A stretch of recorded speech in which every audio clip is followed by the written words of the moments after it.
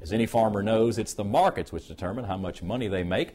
And even this week, stock markets had a roller coaster ride with the Dow dropping below 10,000.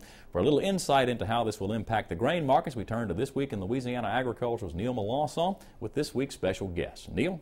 Thanks, Mike. Of course, a lot of turmoil has been going on in the markets here, the Dow dropping below 10,000 points at one point.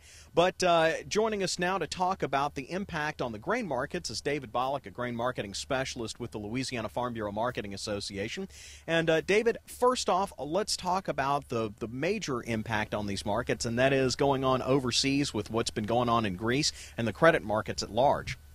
Right. I think if you drew a line from what's going on in Europe and to see what's happening or how it's impacting grain markets, you'd probably go through the U.S. dollar. I mean, all the uncertainty that we're seeing in Europe right now with the banks over the sovereign debt in European countries, the dollar's been rising strong and the euro's been sinking against it. It's been basically a correlation that we can watch every day and kind of get a feel for what's going on in the grain markets. Stronger dollar simply, impacts all of our exports, whether it's grain or anything else.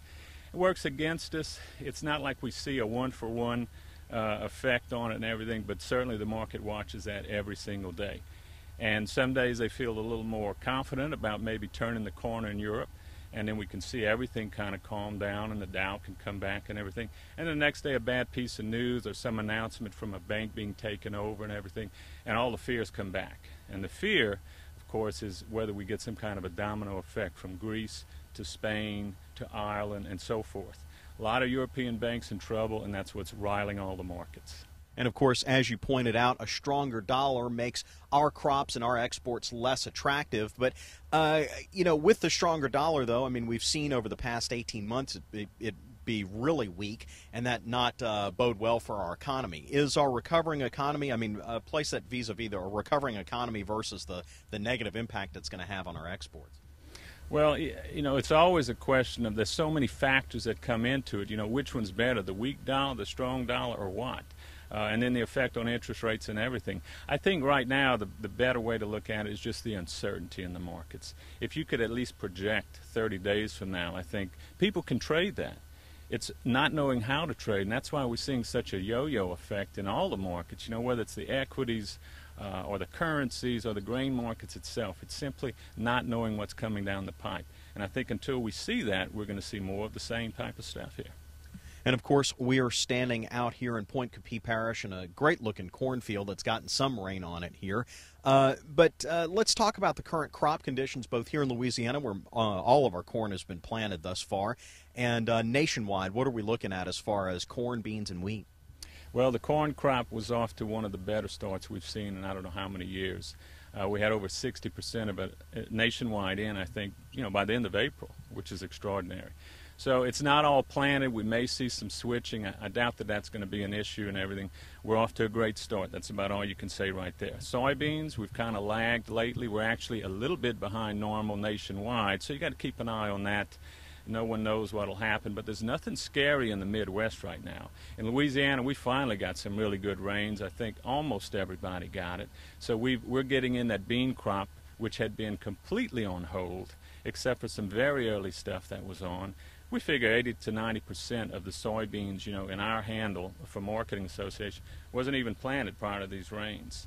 So we've got that going. We'll probably get I think the bean crop largely planted now. Hopefully we'll get some more rains to bring it on. But the U.S., across the country right now, they'll be watching just to see how the last 40% of the bean crop is planted, and then you'll be watching weather reports after that and exports, which have been pretty darn good lately. And let's talk about those exports. Of course, we've talked here about the condition of the crop, but where it's going is the question on many people's mind, especially as China has gotten everybody riled up with these corn purchases here lately.